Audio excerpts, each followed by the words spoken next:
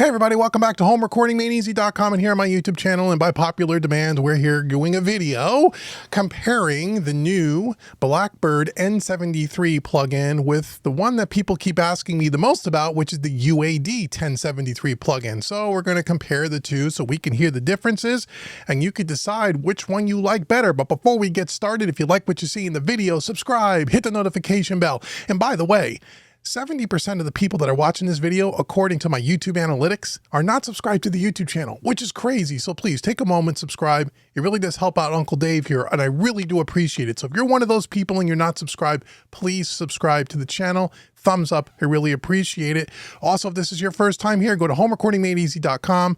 Get that free mixing course. It's worth $100. It's my gift to you just for visiting HomeRecordingMadeEasy.com. And if you stick around to the end of the video, I'm going to give you something else for free. Here we are in Studio One. Okay. So about a couple of weeks ago, probably by the time you guys are watching this, Blackbird and KIT Plugins put out the N73 plugin here, which is really cool. A lot of people watched it, a lot of people dug it, and in the comments section, a lot of you asked me to compare it to several different 1073 plugins, and I have a few different ones, but most people asked me about the UAD. So we're going to compare it to the UAD 1073, and if you guys have more, if you like this and you want me to do a comparison to a couple other 1073s, let me know in the comments below. So that's what we're going to do. So what I did here, and let's first just say a couple of things about the differences between these plugins. Number one, on the UAD, again, it takes up a lot of DSP. So I have, what do I have? 13 instances of this plugin on the session: drums, bass, acoustic, electric, piano. I couldn't do the whole session because I ran out of DSP. I have an octo satellite system along with a universal audio solo, and I'm using about 90% or 80%. Of my 77%, if I put another instance on, I'm going to go over. So I'm using 77%. Oh, what's going on here? Universal Audio has been acting a little weird today.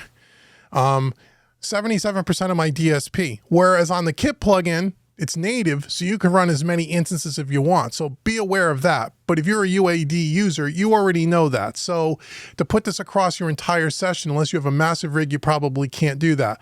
Also keep in mind that I think as of the recording of this video, the KIT plugin is going to be about 25 or 30% less expensive than the UAD plugin. But when UAD finally makes this for Spark and makes it native, that may change the game.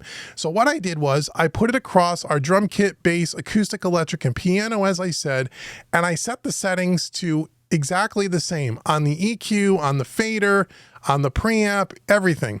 On the Blackbird unit, I turned off the master bus section, part of it, because the UAD doesn't have that. That'll change it a little bit here. But other than that, I tried to set them exactly the same, and I tried to level match them so you can just hear the difference between the two, okay? And what I did was, again, I put it across these tracks, and you'll see the first instance is the KIT BB73, which is right now shut off. Second instance is the UAD. So all we're going to do is play back some audio, and I'm just going to cycle between the two. You're going to have to keep your eye on the power button so you can see which one is active. The blue light indicates that the plugin is active. So we're going to start with the UAD, and then we're going to go to the KIT. Now, I will tell you that when I go from the KIT back to the UAD, when you turn on the UAD, the power button on the plugin, there's a split second or two. It hesitates before it turns on. It's not as seamless as going from the UAD to the KIT. So just keep that in mind. And I'll try to go back and forth a couple of times so you guys could kind of hear the difference, and then we can discuss what we hear. So we're going to start with the UAD, and then we're going to go to the KIT. UAD, KIT. It's a rhyme. Here we go.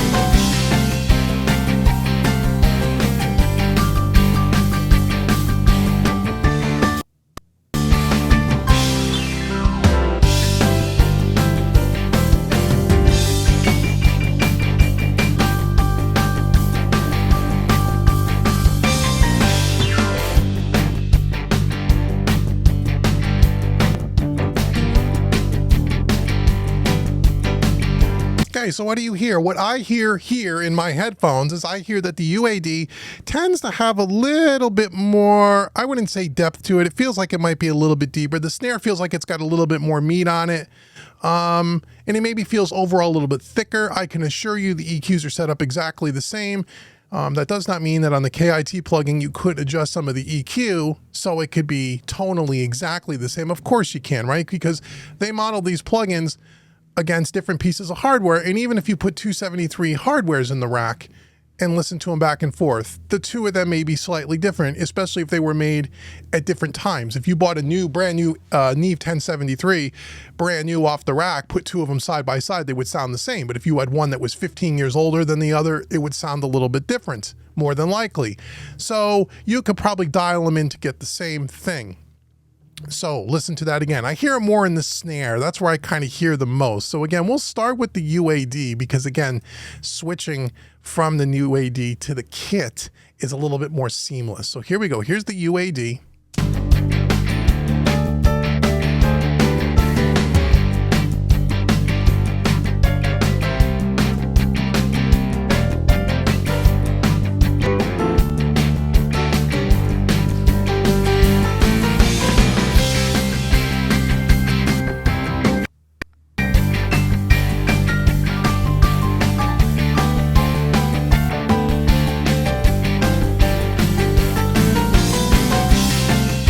Okay, the other thing I hear for our friends here over YouTube, or if you're listening to this on not the best playback system, is the KIT stuff seems to be a little bit more present, has a little bit more top end to it, not in a bad way. It's not harsh, but it seems to be a little bit more bright sounding than the UAD. The UAD seems to have a little bit more of a rounded on the top, but still bright enough. It doesn't sound dark at all, but that's what I'm hearing. So if you want to listen to that, I'll turn on the UADs. Let's go back to the beginning. Here we go.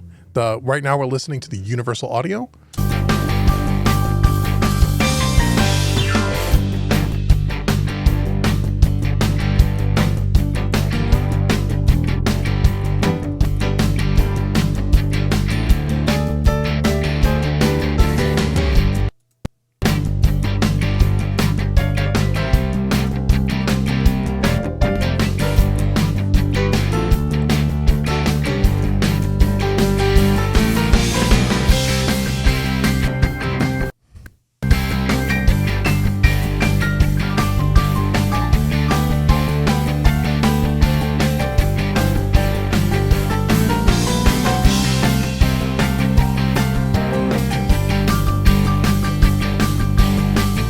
Yeah, so to me, the KIT seems like it's a little bit more present, a little more bright, a little more open. The UAD seems a little bit warmer, but it's got a little bit more meat on the snare.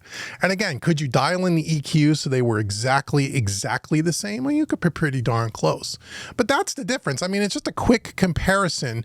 You know, you can, like I said, like I tell people all the time, you could go demo these things, especially if you have a UAD hardware, an Apollo of some kind. I don't believe this plugin, the 1073 by UA, I don't believe is in the Spark native yet, but I know they just came out with a bunch of native stuff. You might be able to buy this native, and if you can, you could demo it, I think, for 2 weeks, and you can demo the KIT as well. So for all the cats out there that are asking about comparing all these things back and forth, what I really would encourage you to do is to go out to these websites and demo them for yourself, because you know you're not listening over YouTube and you're not being swayed by what I'm saying. You can really listen and tell the difference. What I will say, honest to God, because, you know, I just give you my opinion, you know, whether you take what you want with it.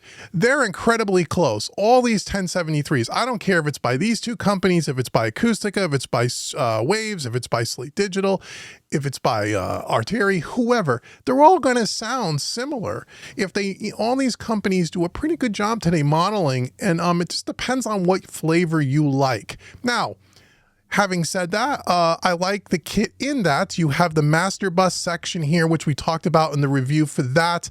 There's a couple other features here. You have the hum level here that you don't have on the UAD. Again, is that going to, you know, really change things drastically? No, but it's got, you know, it's got a couple of more little diddles in there that are a little more features. So I think they both sound great. If I had to pick one, oh boy, you know,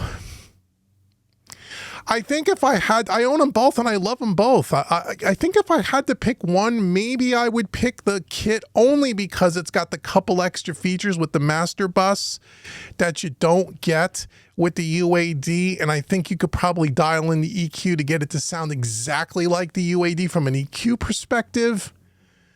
But then again, I love Universal Audio too. I love them both. They're both really good. So I'm really curious to know what you think. You know, leave comments below. Everyone's got their favorites, and I know people get really passionate about this stuff and they stick their flag in the sand, and no matter what I say, I'm not going to change your mind. But for the people that really genuinely just want to know, hey, Uncle Dave, what do you think? Because we come here because we value your opinion. I would tell you, I would, if I didn't have either one and I could buy either one, and they were the same price, and if they are, by the time you go research it, I would probably buy the KIT only because of the extra features. But again, I'm a UA lover as well. So I would, again, encourage you to go demo these. And if you want me to demo these, demo this stuff against, if you want me to demo it against, I think I have the Shep 73. I think I do have the Slate Digital stuff. I don't know who else I would compare it against. IK Multimedia, I have their 1073. So if you want me to do another comparison, I will. I just thought you guys might like this because a bunch of you asked me about the UAD specifically. Also keep in mind, and then we'll get to the end of the video, UAD, this is their newest model of this. They also have the legacy version of this, which probably takes up less DSP and is probably going to sound slightly different than this as well. So it really depends on what you want to do. So I want to thank you so much for watching this video. As I said at the beginning, if you have not gone to homerecordingmadeeasy.com yet, go do that. Get that free mixing course. It's right on the homepage. Can't miss it. It's my gift to you just for visiting homerecordingmadeeasy.com. And if you take that course and you want to take one of my paid training courses, and I have lots of them for beginner, intermediate, and advanced for recording, mixing, mastering, and a partridge in a pear tree, I want to give you a 25% discount coupon code. That discount coupon code is YouTube25. You slap that in at checkout, it'll take 25% off any training course on the website. And if you're into mixing and you really want to learn the craft of mixing in a very non-technical way, perfect for beginners and intermediates, be sure to check out mixingmadeeasy.net, where every single month you're going to get time with Uncle Dave. You're going to join a great community of people that are trying to get better at the craft of mixing, and we use all different plugins and all different tools, and every month you'll be exposed to something different. So check out the link in the description box below for mixingmadeeasy.net. And until the next video where we compare two plugins and we battle it out, I've been Dave with homerecordingmadeeasy.com and mixingmadeeasy.net. Thank you so much for watching me today, and I'll see you guys really soon.